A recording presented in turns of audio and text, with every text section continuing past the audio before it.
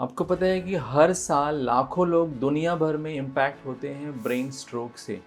Brain stroke एक medical emergency है and this is also a life threatening disease. आपको ये भी पता होना चाहिए कि बहुत सारे जो ब्रेन स्ट्रोक हैं उसको रोका जा सकता है यदि हम उसको आइडेंटिफाई कर सकें कि किस तरीके से क्या क्या सिम्टम्स होते हैं किसी को यदि ब्रेन स्ट्रोक होता है।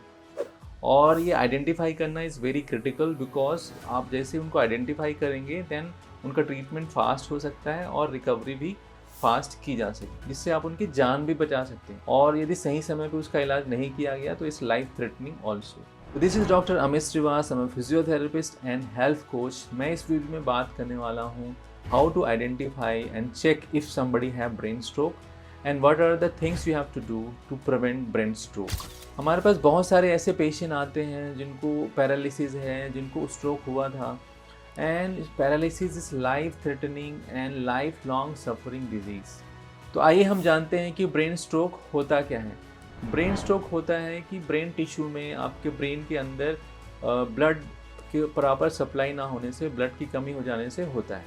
तो दो तरीके के स्ट्रोक होते हैं, एक होता है इस्चेमिक स्ट्रोक और दूसरा हेमोरेजिक स्ट्रोक। इस्चेमिक स्ट्रोक में एक जगह पे ब्लड की काफ़ी कमी हो जाती है टिश्यू में, तो वो उसमें ऑक्सीजन नहीं मिल पाता टिश्यू को, ब्रेन टिश्यू को, और वो डेड होने लगता है, दैट कॉज पैरालिसिस। दूसरे प्रकार का जो हेमोरेजिक ब्रेन स्ट्रोक है वो होता है ब्लड वेसल के रप्चर होने से या फटने से। नस फट जाती है ब्रेन के अंदर, इसके कारण स्ट्रोक होता है। नाउ आइए हम बात करते हैं कि वो कौन कौन से साइंस हैं और कैसे आप आइडेंटिफाई करेंगे, क्या टेस्ट करेंगे किसी को यदि ब्रेन स्ट्रोक हुआ है तो उसको जानने के लिए। तो मैं एक यहाँ पे निमोनिक देना चाहता हूँ, that is called be fast, जहाँ पे बी मतलब है, B is for balance problems and coordination issues. तो उसको जिनको ब्रेन स्ट्रोक हुआ है उनको बैलेंस एंड कोऑर्डिनेशन इश्यूज होगा, तो आप उनको चला के देखेंगे, थोड़ी कुछ देर उनको वॉकिंग या चला के या खड़े रहेंगे तो उनको गिडीनेस होगा या हेडेक हो रहा है, तो उनको आप ध्यान दीजिए कि उनको और कुछ सिम्टम तो नहीं है, जैसे कि आईज प्रॉब्लम, आई या विजन इश्यूज हो रहा है जिनको, उनको ठीक से दिखाई नहीं दे रहा है, ब्लर्ड विजन हो रहा है, तो भी ये एक साइन है ब्रेन स्ट्रोक का। Then F is for facial drooping, जो फेस का एक साइड है ड्रूप हो रहा है, मतलब एक साइड जो एंगल होता है माउथ का, ऐसे एक साइड ड्रूप हो रहा है। A is for arm weakness, आप उनको बोलिए कि दोनों हाथ को आगे की तरफ करें और वो हाथ को स्टेबल नहीं रख पा रहे हैं, वो ड्रॉप हो जा रहा है हाथ, तो this is due to arm weakness और numbness in the arm.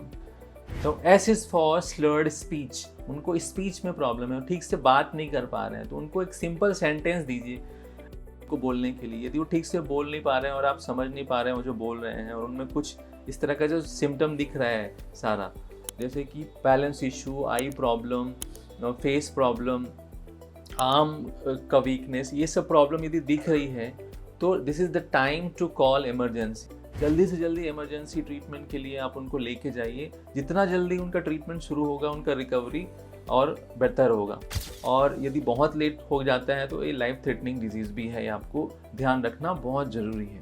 Now let's know what are the steps to prevent brain stroke. क्या क्या ऐसी चीज़ें हम अपने लाइफ स्टाइल में बदलाव लाने के लिए करें जिससे आप ब्रेन स्ट्रोक को होने से ही पहले ही रोक सकते हैं। तो सबसे इम्पॉर्टेंट चीज़ है डाइट।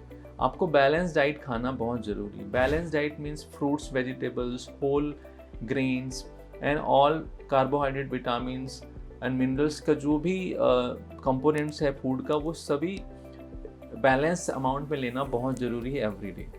रेगुलर एक्सरसाइज, यदि आप regular at least 30 minutes of moderate intensity aerobic exercise करते हैं, जैसे कि cycling, walking, yoga and any exercises आपको जहाँ पे हार्ट बीट आपका बढ़ रहा है, तो ये सारी exercise is very beneficial to prevent brain stroke. Quit smoking, if you are smoking and continuously आप स्मोक करते हैं एवरी डे, तो उसको पूरी तरीके से बंद करना is very very important, because smoking से 2 गुना बढ़ जाता है रिस्क ब्रेन स्ट्रोक का।